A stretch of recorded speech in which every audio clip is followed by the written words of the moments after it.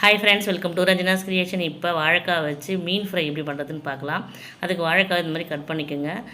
ஒரு பாத்திரத்தில் போட்டு தண்ணி ஊற்றி மஞ்சள்தூள் உப்பு போட்டு ஒரு 5 மினிட்ஸ் வேக வைங்க. வேக வச்சு எடுத்துகிட்டு அதுக்கான மசாலா நம்ம ரெடி பண்ணலாம். அதுக்கு இஞ்சி பூண்டு பேஸ்ட், அரிசி மாவு, கடல மாவு 2 ஸ்பூன், மிளகாய்த்தூள், கரம் மசாலா, எலுமிச்சம்பழம் எல்லாத்தையும் போட்டு நல்லா மிக்ஸ் பண்ணிக்கலாம். இது தேவையான அளவுக்கு உப்பு போட்டு அதையும் மிக்ஸ் பண்ணிக்கலாம்.